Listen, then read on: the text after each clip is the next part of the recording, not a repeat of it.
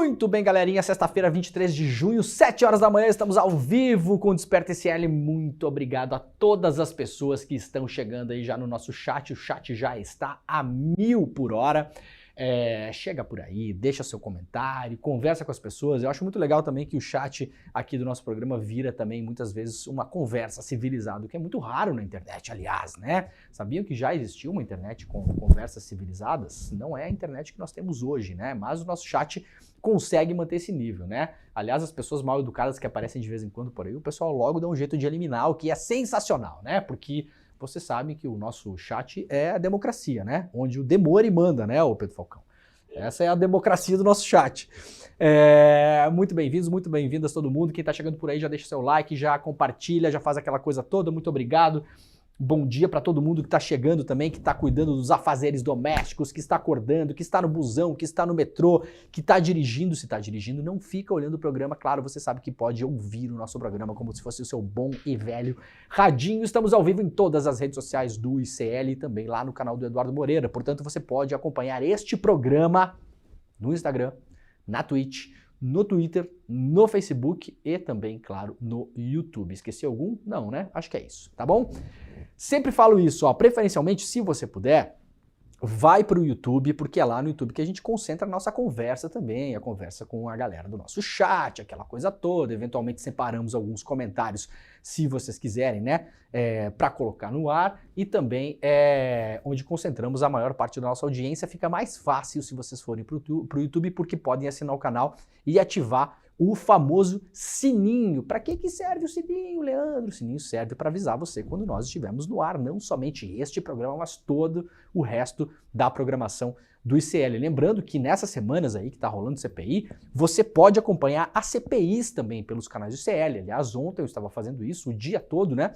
Acompanhando a CPI, a CPMI dos atos golpistas que aconteceu lá em Brasília. Vou mostrar hoje aqui alguns trechos importantíssimos da conversa que aconteceu ontem na CPMI. Gente, para quem não acompanhou, vocês não têm noção o quão perto nós passamos de um ataque, de uma explosão de uma bomba no famigerado caminhão-tanque no aeroporto de Brasília na véspera de Natal. É arrepiante, é impressionante o que ontem os delegados e os peritos da Polícia Civil do Distrito Federal que cuidaram desse caso falaram na CPI. Separei 3 trechos importantes para a gente ter uma dimensão de que foi por muito pouco. Foi por muito pouco. Ontem eles relataram que o explosivo no caminhão chegou a ser acionado por telecomando. Ele só não explodiu por imperícia na montagem.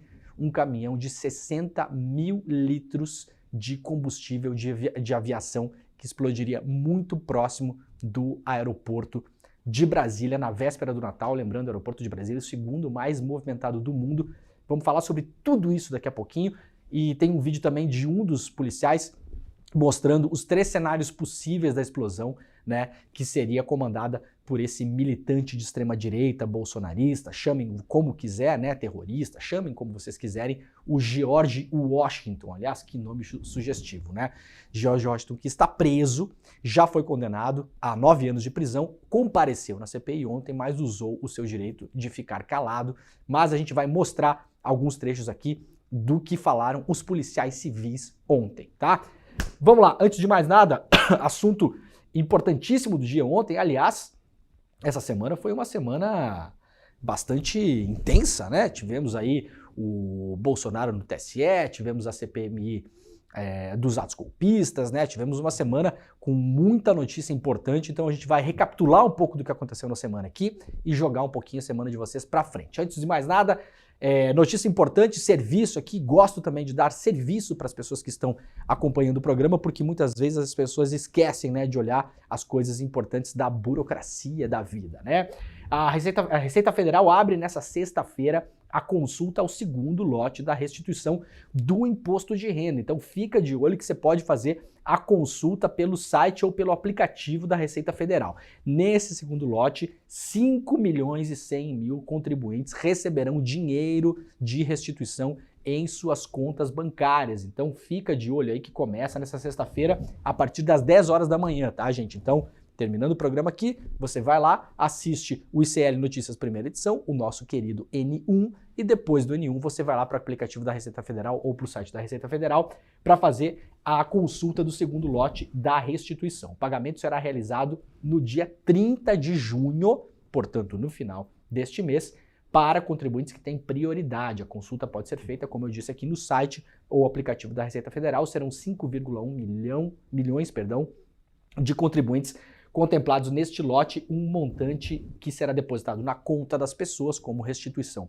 do imposto não devido, no caso, né, devolvido, 7,5 bilhões de reais que voltam a circular na economia brasileira. Então fica de olho aí quem tem restituição para receber, né? Lembrando sempre aquela dica fatal de imposto de renda, né? Para quem não sabe, se você faz a sua declaração antecipada, se você não é como eu, que deixa para o último dia, né? Você tem uma tendência a receber a sua restituição antes. Então quem declara antes recebe a restituição antes, tá bom? Então, esse segundo lote aqui é para as pessoas que são mais organizadas, que são mais preocupadas com isso, que já fizeram a sua declaração em tempo hábil, muito antes dos limites legais para fazer a declaração, tá? Então, fica de olho, terminou o programa aqui, assiste o N1, vai ter muita coisa, muita repercussão lá também, e depois você consulta aí se você vai receber uma grana até o final deste mês. Vamos lá para o jornal O Globo, coluna da repórter Malu Gaspar, a tática de Alexandre de Moraes para enquadrar colegas e encerrar julgamento de Bolsonaro. O julgamento de Bolsonaro começou ontem no TSE, não terminou ontem. Ontem foi, digamos assim, as preliminares, né? O tribunal deve ter mais uma sessão no dia 27 e outra sessão no dia 29. Há alguma expectativa consistente ainda, veremos como serão as coisas, de que o julgamento termine nessas próximas duas sessões, portanto, na semana que vem, tá bom? Lembrando, o Bolsonaro está respondendo a essa ação no TSE. Essa ação pode torná-lo inelegível pelos próximos 8 anos, os próximos contados a partir de 2022, tá? Então, o Bolsonaro, caso condenado, ficaria de fora das eleições, a sua cara, o seu rosto não apareceria mais em nenhuma urna eletrônica, o que eu falei ontem, que é praticamente passar um antivírus na urna, né? Até 2030, tá bom? Essa é a expectativa. Portanto, veremos como as coisas vão, mas a Malu Gaspar traz alguns bastidores aqui. Vamos lá ver o que a Malu Gaspar reporta pra gente, né? O julgamento de Jair Bolsonaro no Tribunal Superior Eleitoral começou nesta quinta-feira sob pressão para que algum ministro mais alinhado ao ex-presidente pedisse vista do processo e adiasse a decisão, né? Falamos sobre isso ontem também, possivelmente, por exemplo, Cássio Conká, né, ministro Cássio Nunes Marques, poderia pedir vistas do processo e trancar o processo, né? Esses prazos processuais de vista são sempre muito obscuros, aquela coisa toda. Mas no ano passado, o TSE tomou uma decisão colegiada para reduzir esse tempo de vista. Então ele não passaria aí, se eu não me engano, de 90 dias, tá? É uma coisa parecida com isso, não é mais do que isso, tá? Então não seria aquele pedido de vista que o ministro segura o negócio por 1 mês, 2, 3, 4, 5, 1 ano, 2, 3, 4, 5, como sói acontecer em vários casos, né? E aí com isso a justiça tarda e falha, né? Porque Bolsonaro permaneceria elegível enquanto o ministro não devolvesse o processo para ser votado, né? Há uma pressão para que isso não aconteça, segundo o que traz aqui a Malu Gaspar. Embora ninguém vá admitir em público neste momento, a equipe do blog da Malu Gaspar apurou que o presidente do TSE, Alexandre de Moraes, já se movimentou para evitar essa possibilidade de pedido de vista. Nas últimas semanas, segundo interlocutores que acompanham essa movimentação, Moraes conversou pessoalmente com 2 ministros que poderiam interromper o julgamento, Cássio Nunes Marques e Raul Araújo, e obteve de ambos a promessa de que dariam seus votos agora e não pediriam vista. Nessas conversas, Moraes argumentou que seria ruim para o país e para o TSE que o processo se arrastasse por muito tempo e insistiu que o tribunal precisa encerrar essa fase da discussão sobre as eleições de 2022. O acordo vem sendo mantido no mais absoluto segredo para evitar o acirramento da pressão que os bolsonaristas têm feito em público e nos bastidores para que Nunes Marques e Araújo peçam vista do processo. Ontem rolou, já vem acontecendo já há algumas semanas, claro, mas ontem rolou com muita intensidade nas redes sociais aí, bolsonaristas, extremistas, uma pressão principalmente sobre o Nunes Marques, né, dizendo, né, militantes aí, extremistas de extrema direita, dizendo que se o Nunes Marques não pedir vista, não trancar o processo ou não votar a favor do Bolsonaro, ele não vai poder mais nem pisar em restaurantes, né? Então o que foi visto aí como uma ameaça nada velada em relação à liberdade de ir e vir aí do ministro e também uma ameaça contra a sua integridade física, né? Então, para evitar isso, essas discussões aparentemente não estão sendo feitas à luz do dia, mas estão sendo feitas dentro da casa. Lembrando, por que é que Bolsonaro está lá no TSE com o risco de ficar inelegível? A base da acusação, para vocês terem isso em mente de um modo bastante simplificado. Bolsonaro se reuniu com embaixadores no Brasil, embaixadores de vários países do mundo, fez uma espécie de palestra para esses embaixadores. O objetivo da palestra, falar mal do nosso sistema eleitoral, dizer que ele é ineficiente e aberto, com provas, segundo Bolsonaro, a manipulações. Como o Bolsonaro chegou a essa conclusão? Ele pegou um inquérito da Polícia Federal, que estava aberto ainda na época, estava, portanto, acontecendo, e distorceu as conclusões do inquérito para mentir para os embaixadores. Quem é que está falando que ele distorceu as conclusões do inquérito? O próprio delegado que fez a investigação. Esse delegado a Polícia Federal chamou o delegado internamente para conversar, né, sobre as declarações do Bolsonaro, e o delegado falou: não há nenhuma evidência sobre o que o Bolsonaro está falando para os embaixadores. O que é que Bolsonaro estava falando para os embaixadores?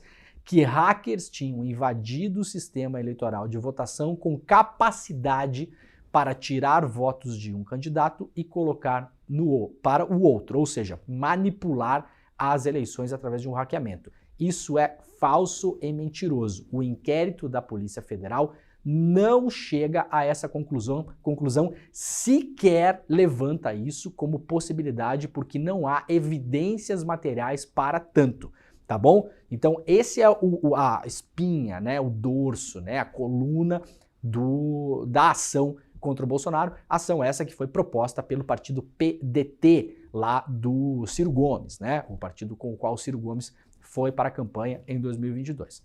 Agora há várias outras discussões em torno disso, porque o ministro relator quer incluir nessa acusação outras questões paralelas que tenham relação com esse caso, como, por exemplo, a minuta do golpe encontrada na casa do Anderson Torres. E aí que mora o problema. Eu falei sobre isso ontem, tá? Já vou falar sobre isso de novo aqui. Antes de mais nada, o Brasil prevê ao menos 16 situações para ineligibilidade, risco de Bolsonaro em ação no TSE. Uma matéria interessante da Folha, para quem quiser ter mais contexto, a gente não vai esmiuçar ela aqui, mas aqui são as 16 possibilidades que podem tirar um cidadão brasileiro das eleições. Explora, claro, né, o risco que o Bolsonaro corre aqui, mas é um texto longo que detalha todas as outras situações, e isso é importante por quê? Porque o Bolsonaro não responde apenas a essa ação no TSE. Além dessa ação que começou a ser julgada ontem, o Bolsonaro responde a outras 15 ações. Então quem quiser se informar, encher um pouquinho mais a cabecinha de informação, ficar um pouco mais esperto, pode dar uma olhada nessa matéria da Folha, porque ali tem vários caminhos para você estar mais preparado, porque, claro, essas coisas não param por aqui, não vão parar por hoje, né? Informação da Carolina Brígido lá no UOL, ala do TSE quer julgar mais 2 processos contra Bolsonaro até novembro. Passado o julgamento do processo sobre o encontro de Jair Bolsonaro com embaixadores estrangeiros, uma ala do TSE tem interesse em acelerar a tramitação de mais 2 processos contra o ex-presidente para viabilizar a inclusão na pauta do plenário até novembro deste ano. O motivo da pressa é que em novembro o corregedor-geral eleitoral, o ministro Benedito Gonçalves, deixa o cargo porque terá completado o mandato de 2 anos. Assumirá o lugar dele o ministro Raul Araújo. Cabe ao corregedor a relatoria das ações de investigação judicial eleitoral. Portanto, os casos terão um novo relator depois que o Benedito, claro, deixar o tribunal, né? Gonçalves tem apresentado votos mais alinhados ao presidente do tribunal, Alexandre de Moraes, e se notabilizou por ter apressado a tramitação do processo hoje em julgamento contra Bolsonaro. Araújo, por sua vez, é visto como aliado do ex-presidente, né? O Araújo esse que vai ocupar o lugar do Benedito, e lembrando, um dos caras que pode pedir vista do processo, né? Então, gente, aqui você sabe que a coisa é às claras, né? Ninguém tem nenhuma ilusão de que os tribunais no Brasil, de primeira instância, lá do chamado pequenas causas, até o STF, são bolhas, né, assépticas, impenetráveis aos humores da população e da política. É claro que elas são aí contaminadas pelo que acontece fora dos tribunais, né? Então, quando se usa, por exemplo, a Carolina Brígido usa, né? Ele tem apressado os julgamentos, né? Isso é uma classificação, né? Apressado ou deixado os julgamentos parados ou não pautados os julgamentos. Isso são classificações de como as coisas andam nos tribunais, porque isso vai mais ou menos ao sabor dos próprios ministros e do que acontece fora da bolha dos tribunais, tá?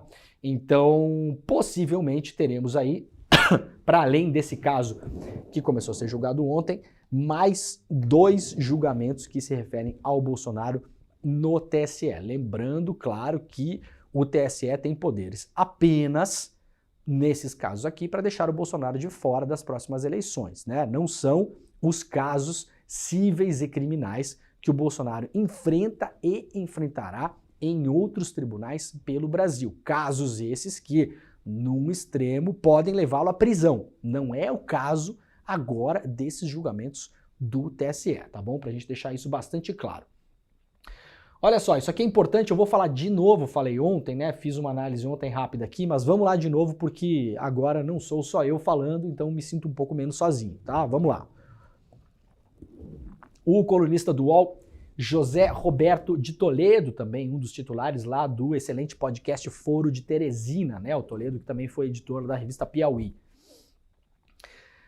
O advogado especializado em direito eleitoral Arthur Rolo afirmou que a inclusão da minuta golpista encontrada na casa do ex-ministro da Justiça Anderson Torres na ação do TSE contra Bolsonaro pode ser benéfica para o ex-presidente Bolsonaro. Falei sobre isso ontem aqui. Em entrevista durante o programa lá do Toledo, análise da notícia, que é feito junto lá com o Kennedy Alencar, se eu não me engano, né? Também um outro excelente jornalista.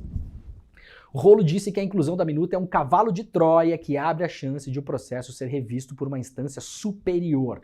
Para ele, apesar de o processo ainda estar na fase de instrução, quando a minuta foi encontrada, os fatos não foram relacionados na petição inicial. Sendo assim, o processo já estava estabilizado e as acusações formuladas, o que impediria o acréscimo de novas acusações. Vamos para uma aspa que o cientista político, o analista político Arthur Rolo falou ontem. Disse ele, não precisa disso, vou até levantar aqui, ó, não precisa disso o quê? A inclusão da minuta, né?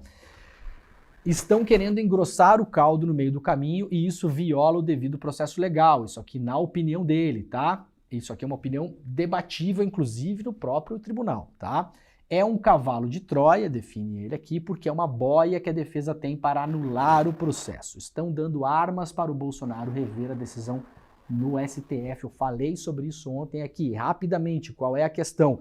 O caso se refere à reunião com os embaixadores, o ataque ao sistema eleitoral, o uso de meios públicos de comunicação para comunicar isso e o abuso de poder político, tá? Isso envolve o caso da reunião com os embaixadores. O que fez o ministro relator? Ele vem apensando novas provas e novas evidências. Qual é o problema disso? Como fala aqui o Arthur Rolo, isso abre uma possibilidade para o Bolsonaro, depois no STF, alegar que essas provas não deveriam ter sido incluídas. É um debate que está aberto no TSE, só que, como diz o Arthur Rolo aqui, e eu concordo com ele, o processo é forte o suficiente em relação à reunião com os embaixadores. Não é necessário engrossar o caldo no meio do caminho, como ele vem chamando aqui, tá bom? De todo modo, não é garantido que isso deixe uma janela para o futuro para o Bolsonaro, mas de todo modo é uma possibilidade que se abre para ele. É, como eu falei ontem aqui, uma bomba relógio armada dentro do processo, né? Que a gente vai olhar isso aqui, vai comemorar que o Bolsonaro não estará mais nas urnas, mas daqui a pouco ali na frente poderemos ter uma surpresa e um ministro pode devolver a chance do Bolsonaro voltar para as urnas, tá? Inclusive por decisão monocrática, né? Então, em uma hipótese, por exemplo, o Bolsonaro recorrendo para o STF, O Nunes Marques, por exemplo, ou outro, pode falar, não, essa decisão aqui está anulada por esse motivo aqui. Né? Depois, claro, isso vai para o pleno, né, para o plenário, para todo mundo julgar, mas por um bom tempo essa decisão pode ficar suspensa, tá? Então, de novo, olho nisso aqui, né? Eu falei sobre isso ontem, muita gente fez de conta que não entendeu, mas agora eu acho que está bem explicado, né? Vamos lá, antes disso aqui, eu quero só mostrar um vídeo, vamos mostrar um vídeo. O Bolsonaro ontem, que era o dia do seu julgamento, o Bolsonaro viajou para Porto Alegre, para o sul do Brasil, para participar de um evento, né? E o Bolsonaro foi recepcionado no aeroporto. Então vamos ver rapidamente. Pode colocar o vídeo aí, Pedro, a recepção ao Bolsonaro.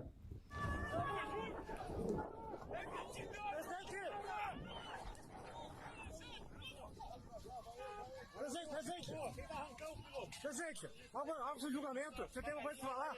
Uma foto! Uma foto! Ai, não dá mais. Tá. Ai, vou atrás.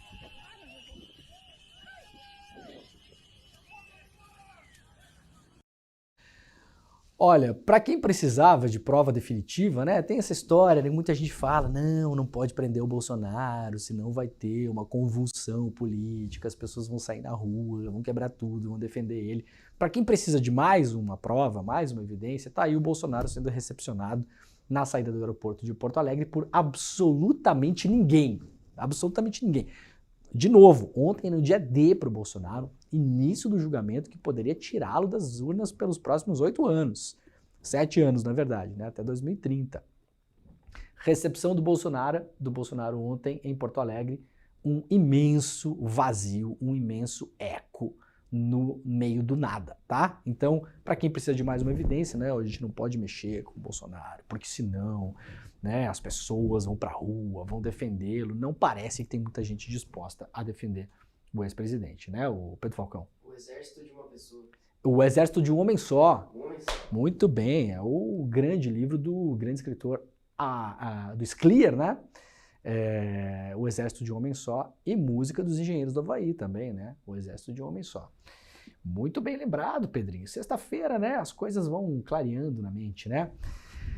Vamos lá, muito rapidamente, antes da gente entrar no assunto CPI e mostrar os vídeos para vocês sobre o ataque à bomba que aconteceria em Brasília. Fiquem aí, porque os vídeos são realmente impressionantes, as explicações dos agentes da Polícia Civil que fizeram a operação para prender o homem George Washington, né? O senhor George Washington, que armou essa bomba, e não só, um cara que viajou aí centenas de quilômetros até Brasília com uma caminhonete apinhada de armamento, e a intenção dele era distribuir essas armas para os acampados na frente do QG em Brasília para, segundo o que ele falou na investigação da Polícia Federal, evitar o comunismo no Brasil.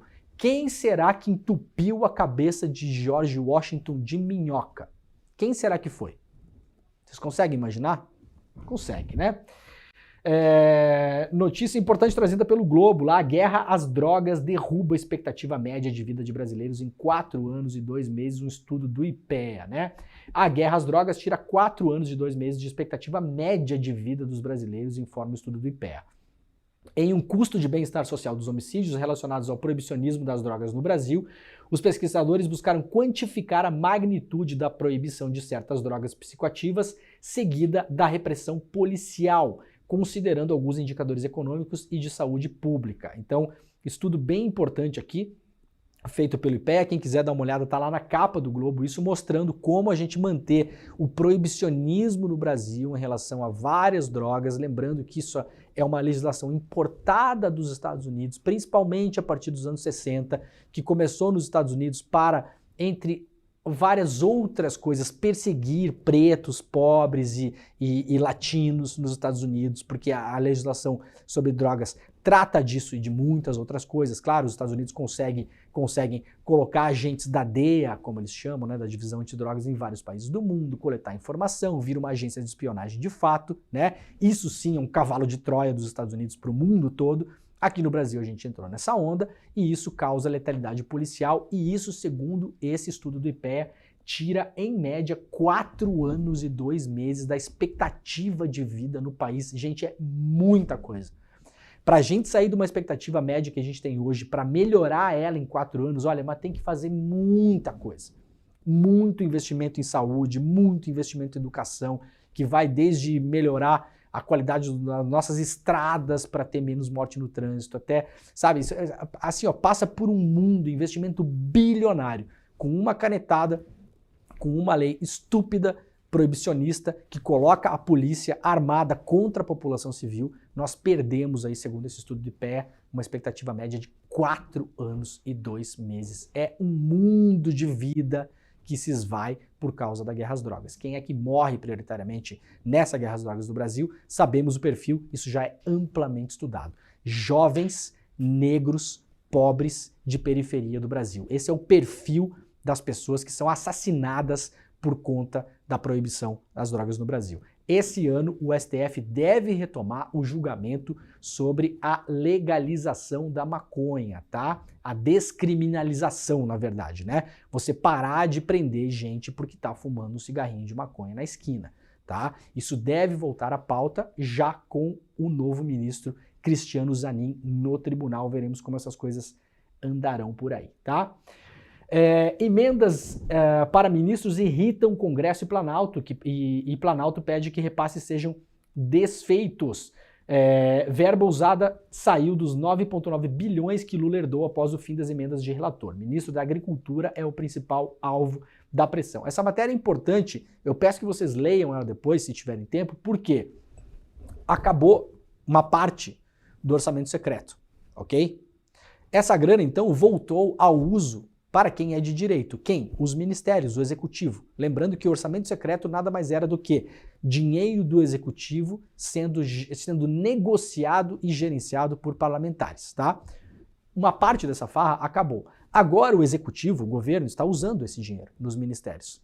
E os parlamentares do Centrão estão reclamando porque querem esse dinheiro de volta. É disso que trata essa matéria aqui, e isso é parte do caldo engrossado aí das disputas políticas do executivo com o Centrão no parlamento. Então, leiam essa matéria, que essa matéria está bastante detalhada, bastante importante também lá na Folha.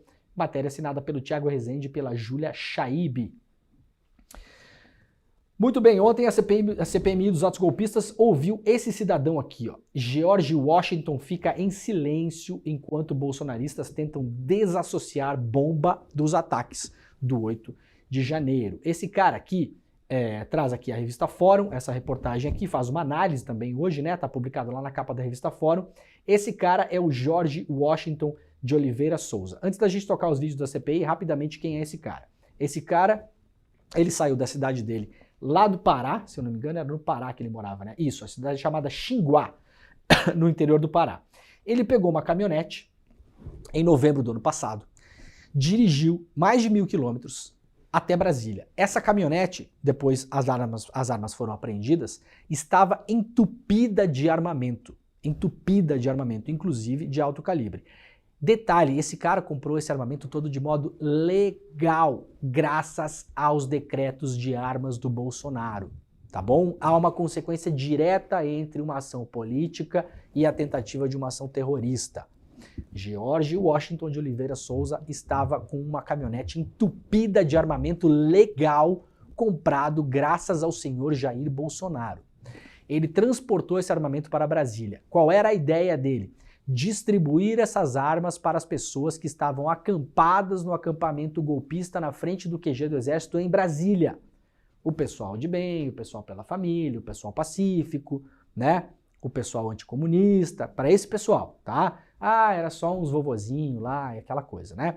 A ideia era distribuir esses armamentos. Assim que alguém desse a ordem. Essa era a ideia dele, né? Alguém, podemos imaginar, quem será que era o Bolsonaro? Será? Não sabemos, né? Por que será que era o Bolsonaro e será que era ele? Né?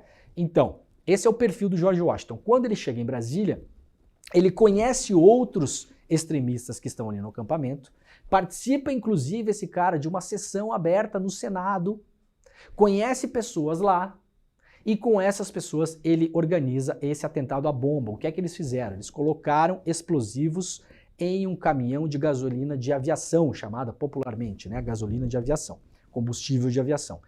Esse caminhão era um caminhão tanque, daqueles caminhões tanques de duplo tanque, e ele tinha capacidade para 60 mil litros.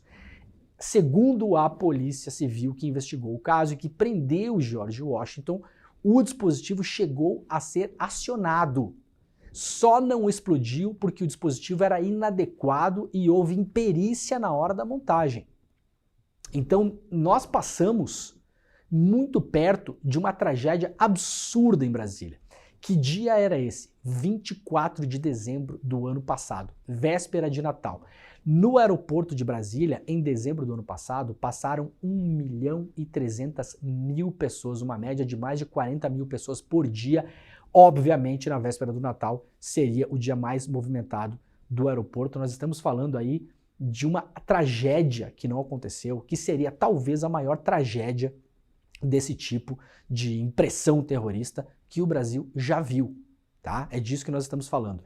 Esse caminhão poderia, inclusive, ter acessado a área de combustível do aeroporto, onde estão armazenados potencialmente 3 milhões de litros de combustível.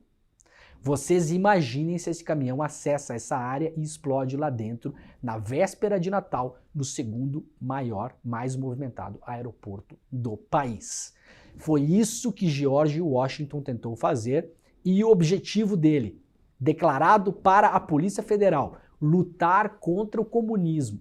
Tá bom, gente? Então tá aí todo o caldo do que a gente vem falando há anos, de como o que o ex-presidente Bolsonaro falava chegava na cabeça das pessoas. Esse cara é um cara influenciado por todo esse discurso, que levou isso até as últimas consequências. Acionaram essa bomba, ela não explodiu por erro de montagem, tá bom?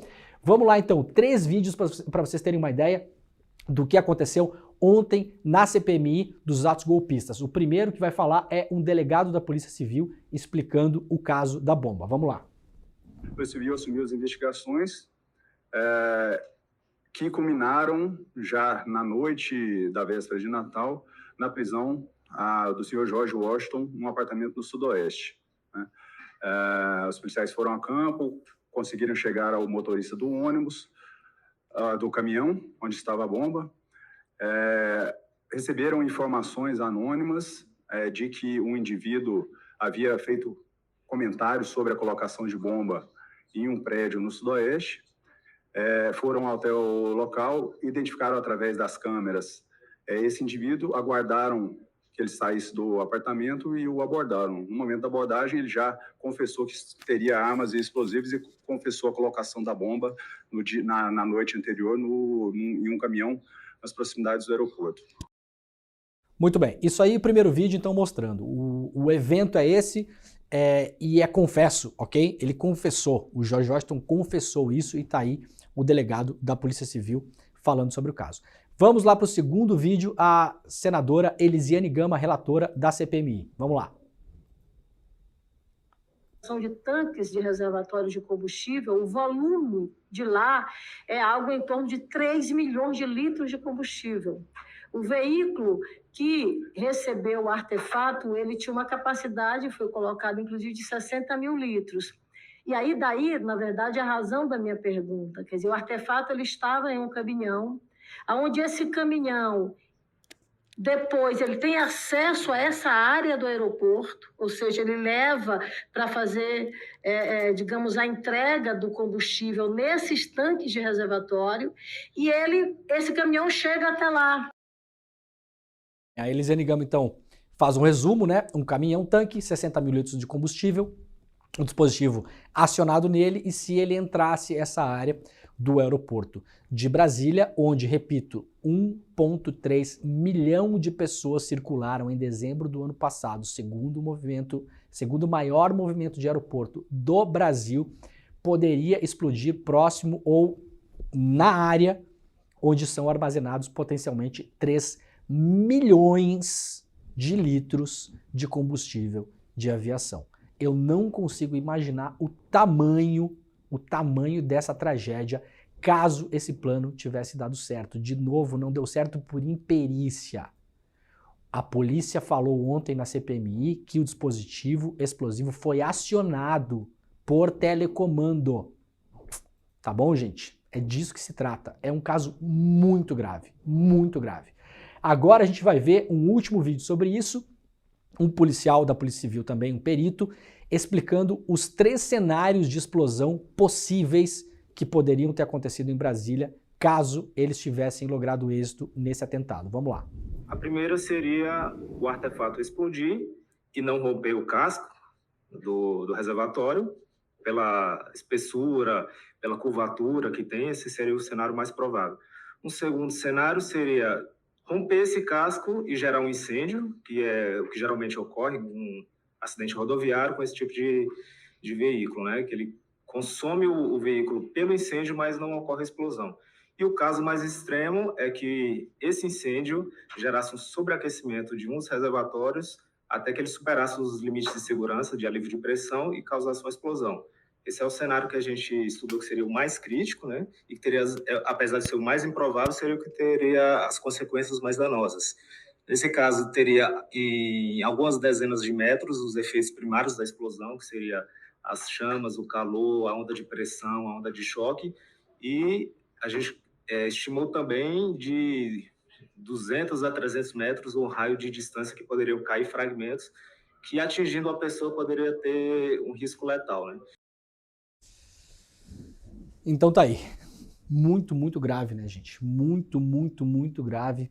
Por sorte, esse artefato não explodiu por imperícia e aqui os meus parabéns públicos à Polícia Civil do Distrito Federal, que em 6 horas conseguiu prender George Washington e os materiais que estavam com ele, incluindo aí esse arsenal que eu falei de armamento, um arsenal, verdadeiro arsenal, que ele próprio declarou depois que iria entregar para as pessoas que estavam acampadas na frente do QG pela família, por Deus, pela pátria, pacífico, tudo isso entre aspas, obviamente, em Brasília, né? Então, por isso que passamos ontem, a CPI foi bem importante para esclarecer essas coisas. Fala, senhor Pedro Falcão. Quantos anos ele pegou de prisão? Pegou 9 anos de prisão, o senhor George Washington, está preso, né? Está preso, falou ontem a CPI, falou mais pro fim da tarde e usou o seu direito de ficar calado. Então fizeram várias perguntas para ele ontem e ele falou, não vou responder, vou permanecer calado. Até a deputada Duda Salabert, se não me engano, fez uma piada ontem, né? Porque já estava todo mundo cansado, né? Do cara não falando nada. Ela perguntou para ele se a Terra é plana. O senhor acha que a Terra é plana? E ele falou, vou permanecer calado, não vou responder. Né? Então nem isso foi respondido ontem. Muito bem, gente. A CPMI dos atos golpistas deve voltar na semana que vem, né? Teremos mais emoções pela frente aí, mas foi muito boa essa sessão ontem para esclarecer o perigo que o Brasil passou em dezembro do ano passado. Ontem, a nossa querida magistral, genial, Heloísa Vilela, no ICL Notícias, segunda edição, levou ao ar uma entrevista que ela fez com a Juliene, né, que é a ex-esposa do Arthur Lira. Aqui no ICL já tínhamos feito uma entrevista com a Juliene 2 semanas atrás, super importante, relatando várias coisas em relação ao Arthur Lira, mostrando quem de fato Arthur Lira é. Nessa semana que passou, a agência pública, repórter Alice Maciel, publicou uma entrevista com a Juliene também, pela primeira vez ela admite que o Arthur Lira, ela conta isso, ela denuncia o Arthur Lira em relação a um estupro que ele teria feito contra ela. E ontem a Heloísa Vilela ouviu a Juliene mais uma vez no N2. Eu sugiro que vocês tomem um tempo para assistir essa entrevista na íntegra. Ela tá aí no YouTube para quem quiser ver. Atenção, é uma entrevista muito forte. Se você tem gatilhos com o tema, por favor, não faça isso, tá bom? Mas são denúncias, assim, monstruosas em relação ao senhor Arthur Lira. Mostram, de fato, quem o senhor Arthur Lira é e mostram como ele foi protegido por décadas na justiça em Alagoas. Agora essas coisas começam a vir à tona com mais intensidade. A gente vai mostrar um trecho pequeno da entrevista e depois, quem quiser, claro, pode assistir a entrevista na íntegra no canal do YouTube do ICL e também no canal do Edu, tá bom? Vamos lá então, Pedro, vai. Isso comigo. Porque tá precisando do homem, você não quer um homem? Eu sou o homem, você não é outro homem. Você é minha. Eu disse, você já vai fazer, me solta, me larga, gritava, entendeu? Porque você...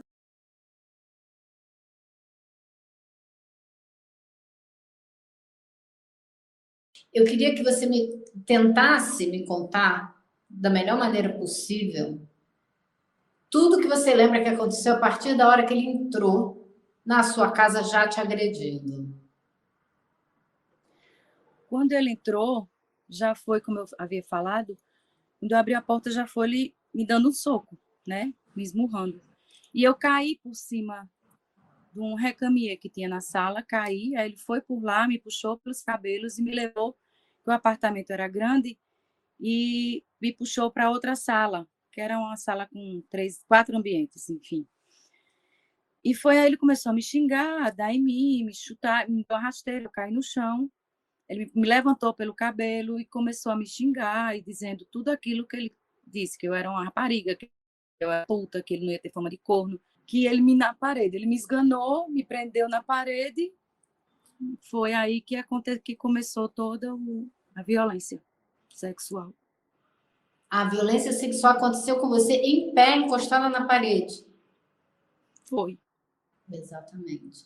Ele rasgou sua roupa? Você lembra como é que você estava? Se você estava de calça comprida, se você estava de saia? Não, eu estava de roupa de dormir e com roupão, porque ele disse que já estava na porta, eu estava com roupão. Eu não lembro assim direito a roupa, eu sei que ele puxou a parte de baixo, fez o que tinha que fazer, calou minha boca e me virava, depois me jogou no chão, continuou. Foi quando aconteceu. Ou seja, o que você está descrevendo é um estupro mesmo. Desculpa, é difícil. Bom, gente, a entrevista completa, como eu falei, tá lá no canal do ICL no YouTube. Tem algumas coisas importantes em relação a isso. Esse caso aconteceu, se eu não me engano, o pessoal até da produção que está ouvindo aí pode me corrigir, 16 anos atrás, tá? Quem acompanha esses casos de abuso, principalmente quando eles acontecem dentro de casa, que é a maioria, né? A gente tem um mito nas sociedades que principalmente a extrema-direita usa muito esses casos, né? Em relação aos bandidos, o estuprador que pega a sua filha na esquina. A maioria dos abusos sexuais acontecem dentro de casa, por familiares. Esse é um dos casos. Ex-marido, no caso. Eles estavam separados há 6 meses, a Juliane conta. Ela levou esse caso na época, depois de muita resistência, inclusive de familiares dela. Quando ela relatou o caso, ela falou, olha, eu vou denunciar isso, eu quero denunciar isso. É muito difícil para uma mulher denunciar isso. Muito difícil. Falar sobre isso em uma delegacia, muitas vezes não preparada. A gente está falando de 16 anos atrás, era pior ainda. Você está lá numa delegacia sendo recebida muito possivelmente por um delegado homem, né? Estamos falando em um tempo em que as delegacias da mulher não estavam por aí, né? Alguém que vai ouvir você duvidando da sua palavra. A gente sabe como funcionam essas coisas. Mesmo assim, ela tomou a coragem, na época, de fazer a denúncia. Ontem, no N2, no programa, a Roberta Garcia e o Chico Pinheiro, junto com a Heloísa, mostraram documentos em relação a isso. Então não é só a palavra da Juliane acusando o Arthur Lira, como ela falou aqui, de uma violência sexual. Ela fez o boletim de ocorrência, repito, inclusive familiares dela falaram, não faça isso, como que a gente vai lutar contra esse homem é muito poderoso, né? Perdão, compreensível até, na situação em que estavam, porque trata-se de Arthur Lira, né? Não é fácil levar uma denúncia dessas adiante. De todo modo, ela levou. Ela fez um boletim de ocorrência. O boletim de ocorrência foi mostrado no programa ontem. E mais, há o laudo médico, né? Os chamados exame de corpo de delito, né? Que se chama.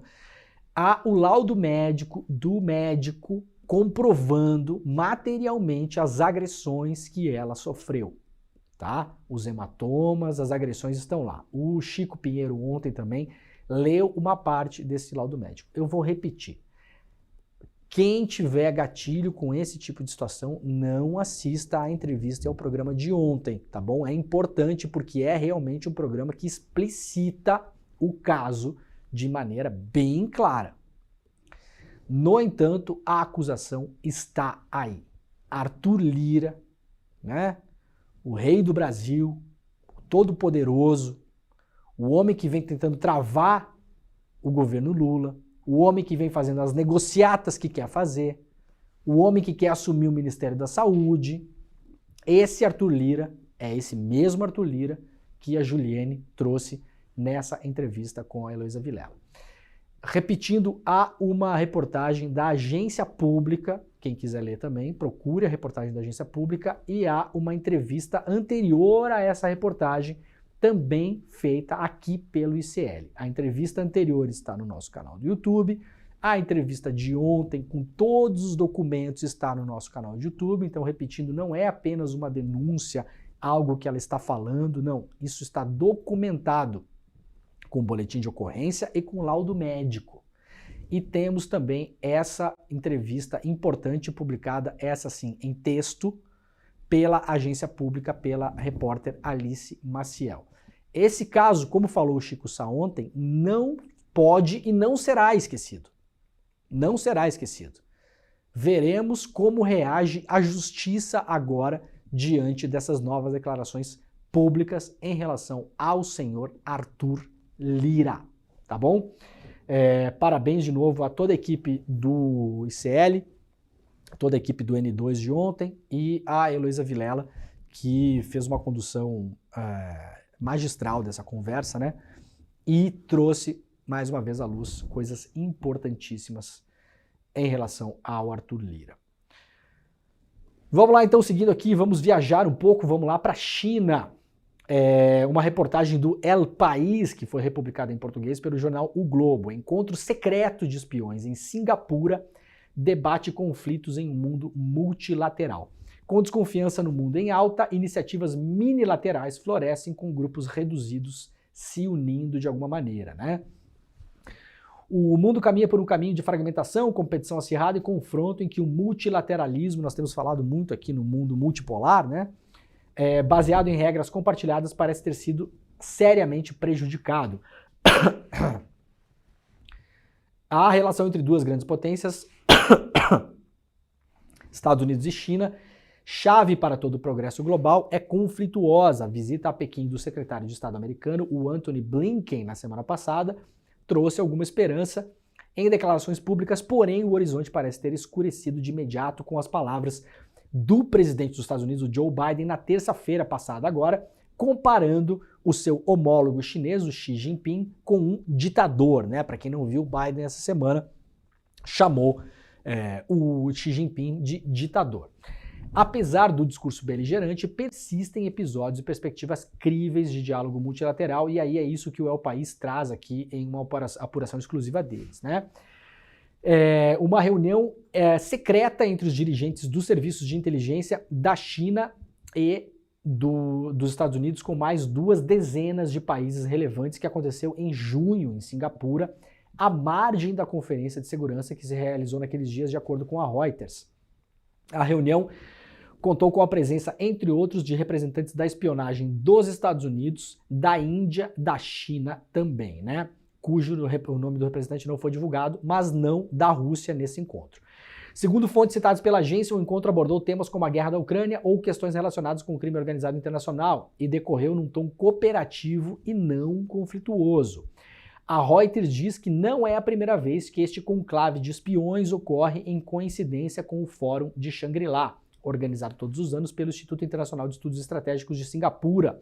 Mas até agora não houve notícias sobre o mesmo. A reunião decorreu enquanto no Fórum Oficial, o responsável pela defesa chinesa se recusava a se reunir com seu homólogo americano devido às sanções que Washington impôs ao país. Portanto, uma reportagem, como se chama reportagem de fundo, né, do El País, publicado em português aqui pelo jornal O Globo, que traz informações da agência Reuters mostrando que nas aparências há um conflito, e claro que esse conflito é importante, claro que ele é relevante, mas em paralelo há outras negociações e outros acordos sendo selados que mostram que sim, há alguma esperança nessas relações, né? Enquanto isso, a China segue movendo a sua máquina de soft power, né? De conversas com outros países, e a agência chinesa aqui, a Xinhua, mostra que a China e a França se reuniram, né, nos últimos dias para conversas e perspectivas sobre o futuro. Então tá aqui a foto do premier, né, o Macron, com o premier chinês, o Li Qiang, né, que se reuniram no Palácio do Eliseu, lá na França, né, no dia 22, portanto ontem. Então, em paralelo, como a gente já vem mostrando várias vezes aqui no programa, né, a China segue fazendo várias visitas de Estado, para quem acusa o Lula aí de viajar muito, né? Então, talvez o Lula e os chineses estejam errados e só você, que é o gênio das relações internacionais, está certo. Pode ser também, né? Não descartemos o caso, né? Mas a China vem fazendo várias viagens e encontros bilaterais com vários países do mundo todo, da América Latina, inclusive fez com o Brasil, fez com a Argentina, né? Fez com o Chile, e vem tendo essas conversas bilaterais e vai avançando na sua diplomacia, abrindo cada vez mais essas conversas, tá bom? Então, é mais ou menos por aí que vamos. Vamos lá rapidamente para a capa do New York Times. Destaque do New York Times de hoje é o tal do submarino Titanic, né? Ontem foi declarado pela própria empresa do submarino que ele implodiu no mar, não aguentou a profundidade das águas oceânicas, lembrando que era um submarino que estava tripulado por 5 pessoas. Essas pessoas estavam fazendo basicamente uma expedição de turismo até os restos, os escombros do navio Titanic. Cada uma dessas pessoas pagou $250 mil pelo ingresso, né?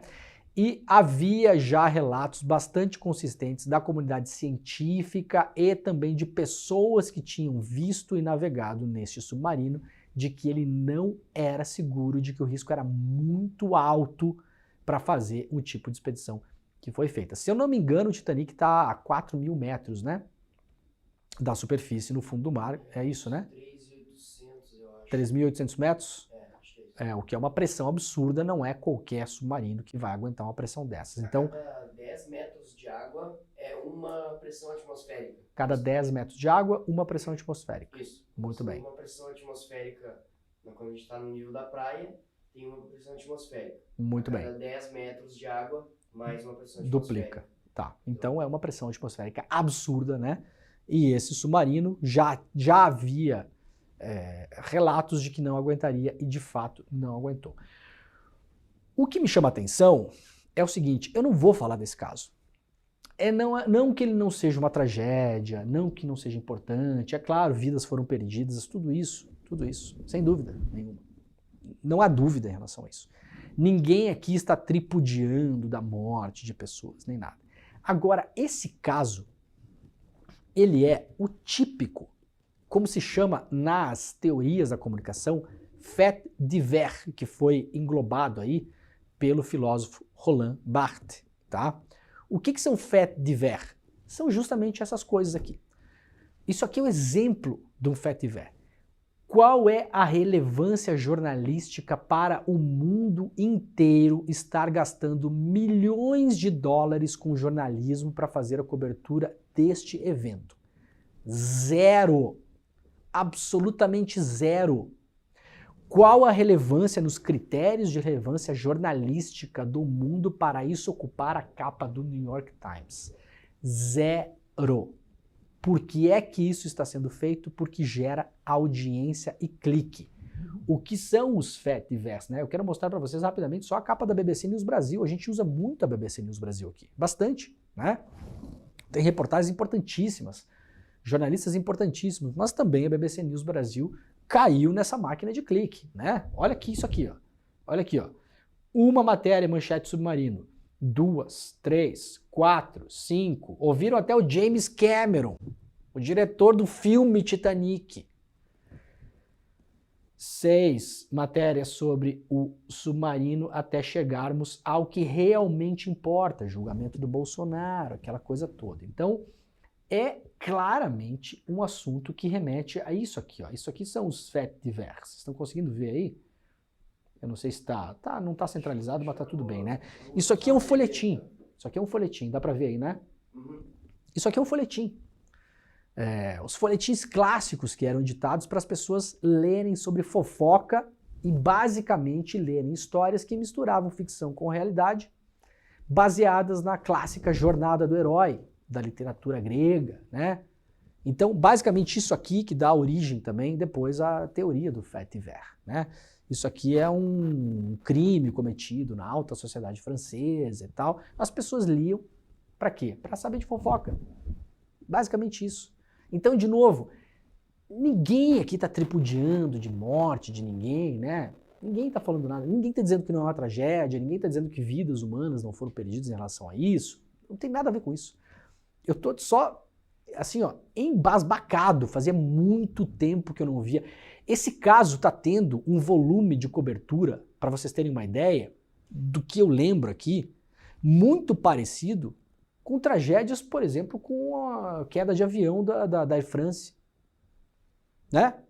Que matou aí centenas de pessoas, deixou várias famílias e pessoas que embarcaram em um avião não sabendo do risco iminente de morrer, que era o caso do pessoal do submarino. A gente não pode ignorar isso também. Os caras foram para essa expedição turística sabendo do altíssimo risco que corriam, né?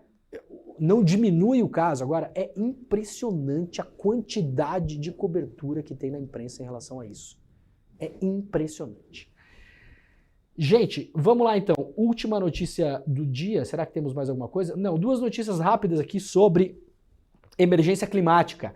Recorde de temperaturas altas na China, recorde batido desde 2015, pelo menos a China está alertando os seus cidadãos para tomarem cuidado com o calor mortal que se aproxima da China, de algumas cidades chinesas, nos próximos dias. E uma notícia lá da Itália, publicada pelo jornal La Repubblica, por conta da grande incidência de chuvas que atinge a Itália esse ano, que também tem relação com a emergência climática, não são chuvas naturais, não é comum que aconteça o que aconteceu na Itália esse ano. A gente viu já no programa aqui enchentes acontecendo na região de Bolonha, né?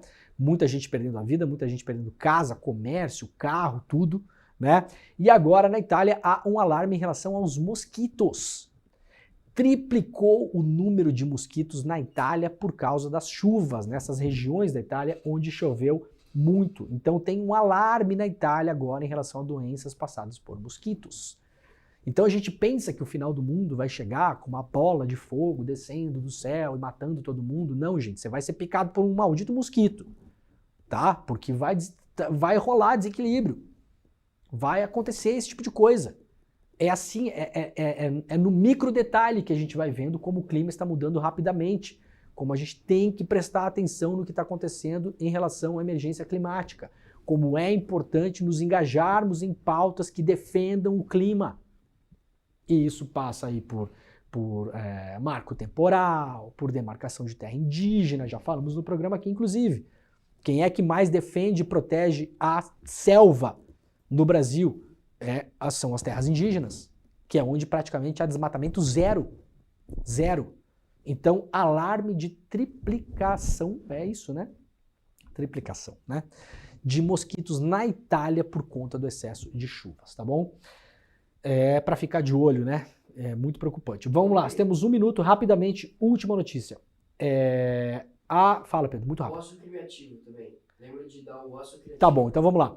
Para quem quiser mais detalhes, no programa de ontem falei sobre isso. Caos dentro da CNN Brasil. A apresentadora Daniela Lima pediu demissão ontem, mas ontem de manhã, antes dela pedir demissão, no programa da manhã, no Desperta, eu falei sobre reuniões que estavam acontecendo dentro da CNN Brasil com os jornalistas para não se falar mais em Jair Bolsonaro, para proteger Jair Bolsonaro. Dei os detalhes sobre isso também na minha newsletter, agrandeguerra.com.br. Quem quiser assinar a newsletter, por gentileza, é de graça, tá lá o texto completo, replicando o que falamos ontem aqui no Desperta, tá bom? agrandeguerra.com.br. Terça-feira teremos, então, uma aula magna espetacular com o Domênico De Masi sobre o ócio criativo e não só, sobre o futuro do trabalho, inteligência artificial, tudo isso que nos preocupa em relação ao futuro do nosso trabalho. O filósofo, o pensador italiano Domênico De Masi dará uma aula aberta, grátis, exclusiva e sem replay, só para quem se inscrever na aula, que vai ser mediada pelo nosso querido Eduardo Moreira. icl.com.br/desperta. icl.com.br/desperta. Terça-feira, 8 horas da noite, aula exclusiva, grátis, para todo mundo que se inscrever. Não vai ter repeteco, então corre para lá para assistir a aula. Acabou o programa, voltamos segunda-feira. Muito obrigado a todo mundo. Fiquem agora com o ICL Notícias, primeira edição. O link está nos comentários. Sexta-feira, tchau!